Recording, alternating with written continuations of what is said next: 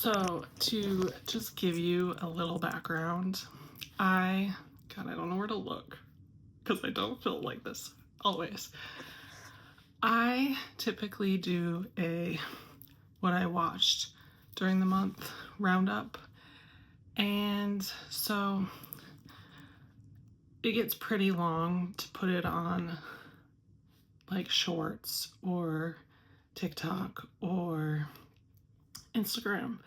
So I thought I'd try something new and have it be a longer form video on YouTube on here.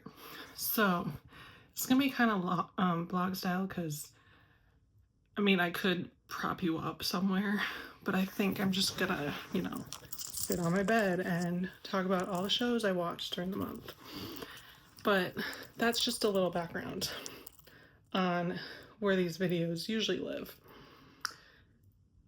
And a little background on me and TV and movies. I love to watch TV and I love to watch movies, and I'm not ashamed about spending lots of time doing that because it's my happy place. I grew up watching, we all grew up watching TV, but I grew up in the 90s, and there's lots of really great movies and TV shows that came out of the 90s. And there are lots of great TV shows that are out now. So I thought I would just sit and yap like I like to do about all of that. Now this is going to be you probably saw from the title card that it is my March what I watched. And yes, it's coming late, I'm sorry. But let's just get started. And the first show I watched, and I have talked a little bit about this if you go check out my previous videos, but is Suits LA. Now, this one isn't, this spin-off of Suits, of the OG Suits, it's not as good as, I don't want to say it like that, it's good, it's just, it doesn't have the same kind of feel as the OG Suits, and I don't know, it's just different. It's different. Let's just put it that way. It's different.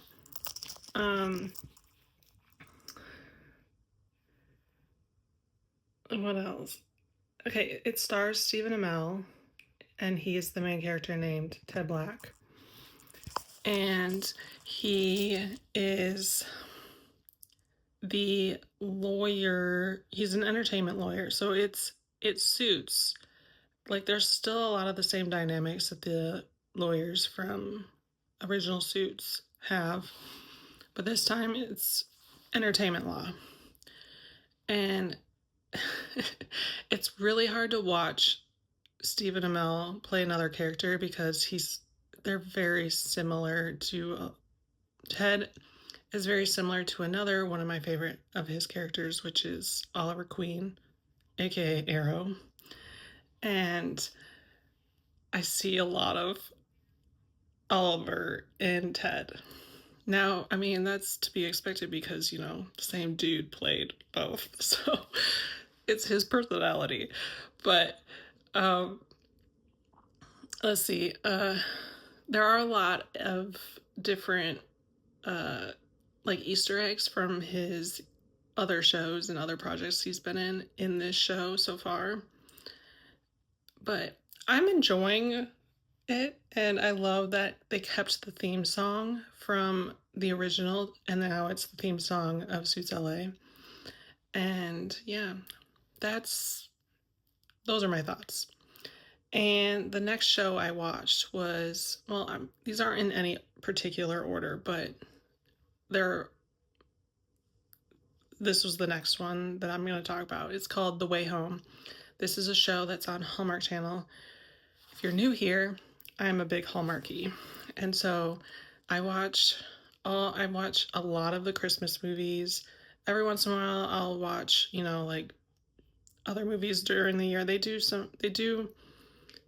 Christmas movies twice a year. So they do Christmas in July, and they do, regular Christmas time. And every once in a while, they do like a spring season of movies, and every once in a while, if I feel like it, I'll watch one of those movies. But anyways, The Way Home, they do TV shows as well. So The Way Home has been on for 3 seasons, and this 3rd season was wild. This show is about a family who have this pond on their property. It takes place in Canada. So the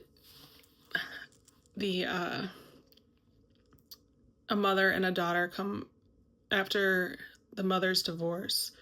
She moves back home to her mother's place, and they discover that they can time travel through this pond. And so the first season was them going back to the 1800s or something, and it's always to like their land in that time period, and they're trying to figure out a story. And I think, if I remember right, the first season, the daughter accidentally falls into the pond and then discovers that she has this like time traveling gene, I guess. And she actually goes back to the 90s when her mother was a teenager, and they become friends back then. And it's really weird because she comes back and her mother remembers her daughter as Alice. And it's like a really mind-bending like experience to watch it. And so yes, but this 3rd season was even more time traveling. But this time, her daughter goes back to the 70s. So when her grandpa, was a teenager. And her mother also time travels during this time. And she ends up going back to the 1800s also to revisit some of her family there and revisit some of the storylines that we've already seen from the first 2 seasons. But this season was maybe the most mind-boggling and also most heartbreaking and emotional season of all of them. And I say mind-boggling because there's some things that happen and I'm like still really confused, and I need some holes built in about the storyline. Hopefully that happens in 4th season. Yes, we're getting a 4th season of it. And I mean, I do have theories about what could possibly be happening with this, but yes. And yeah, that's The Way Home. I also watched the new season of Drive to Survive. If you're unaware of what that is, and you're not an F1 girly or F1 fan, Drive to Survive is on Netflix, and that is the behind the scenes of the F1 season, which I really enjoy. I love BTS stuff, so I love seeing what happens that we don't see during the race season. I mean, if you're following like F1 on social media and like F1 news, then you see a little bit of what happens, and they show it in the show. But there was a lot that I had forgotten that had happened, because this was the first season that I watched that I had actually watched the race season that's being covered. And to see it all come together was really cool. Now, I'm also very heartbroken about this because this is the last season that we'll see Daniel Ricciardo win, because he is no longer racing. I don't know if maybe he'll come back, I don't know, but I mean, wishful thinking, but he has stopped racing, and which is unfortunate, because if he they talk about it in the show in one of the episodes, but if he would have maybe made other choices, or, I mean, he could have been at the top of his game and he could have gone all the way and become a really big champion. But it was really heartbreaking to watch because Daniel Ricciardo was my favorite racer. So, yeah. But yeah, if you want to get into F1 or you're aware of it, but haven't really, like dipped your foot into the pool, so to speak, then I would say, start with Drive to Survive, and it'll give you a pretty good background. So that was Drive to Survive. Then I watched some movies and a documentary, and the first movie I watched was Picture This. This is on Prime. Yeah, on Amazon Prime. And it stars Simone Ashley and some other people. I'm not good with names. It was a good movie. It's a rom-com, so, there's some cheese in it. And she is a photographer. She went to school for photography, and she's trying to open and get her photography studio up and running and successful. And she's hit some snags. But she's also in the process of doing all this wedding stuff for her sister. Her sister's getting married. And there's a lot of going on. And then she finds out that her ex is the sister's fiance/groom. He is the best man. And she's not too happy about it in the beginning. But things prevail and they end up together in the end. Yes, spoiler alert, sorry. It was a fun watch. I liked a lot of the characters. I mean, I will watch anything Simone Ashley is in. If you don't know who Simone Ashley is, where have you been? She's on Bridgerton, and she plays Kate Sharma. I mean, come on. And would I watch this movie again? That's usually my what do you call it? My indicator on whether it's a good movie or not. I think I would rewatch this movie. It's cute. It's cute. And then the not so cute movie that I watched, it's called, I have some notes sitting here. It's called When the Starlight Ends. It is about an author who is reminiscing about his time with his girlfriend. And we see that he lets his writing this book and writing get in the way of his relationship, and she leaves him. And so we're basically watching his stream of consciousness as he reminisces about this time.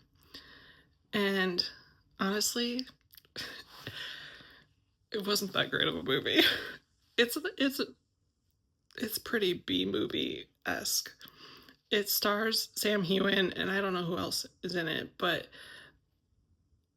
Sam Heughan plays an American in this. If you don't know, Sam Heughan is Scottish. So him trying to do an American accent, it didn't work. I'm sorry, Sam. It wasn't that great. I don't know how old this movie is, so maybe he's gotten better at an American accent. I don't know. But yeah, it was a weird movie. I wouldn't rewatch it. And it was just kind of a mundane, stream of consciousness type of movie. And I don't think I would ever decide to watch it. But I do this thing when I really like an actor or an actress. I try to watch their whole, all the projects they've been in. And I'm still working on a lot of the actors and actresses that I like, but I have been working on Sam's little roster of stuff. And the final thing is the documentary. This is ABBA, 50 years since Eurovision. It's also on Prime. Oh, when the Starlight ends, that is on Tubi. And I don't know where else around the world, but back to ABBA. This documentary follows ABBA as they become more and more popular because of Eurovision. And it goes back and talks about like how they became a group and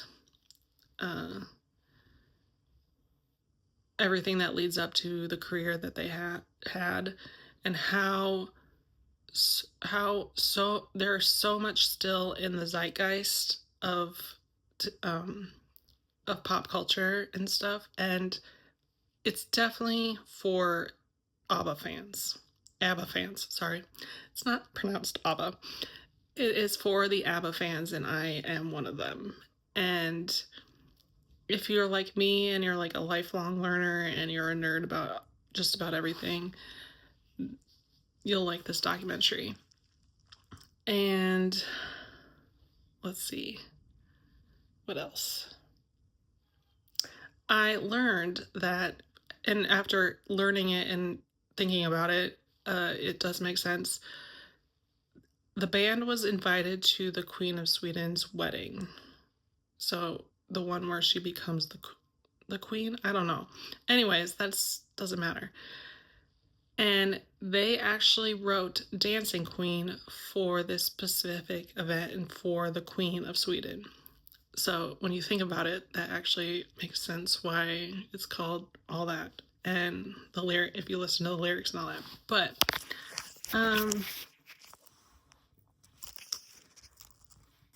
let's see.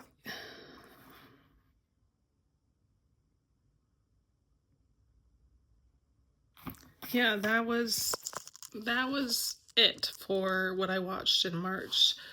I'm just like testing whether this will do better on this platform, this longer form, and this is my foray into longer form content and, you know, horizontal content because I'm usually filming vertically. And I did say to myself, and it was a goal, that I would try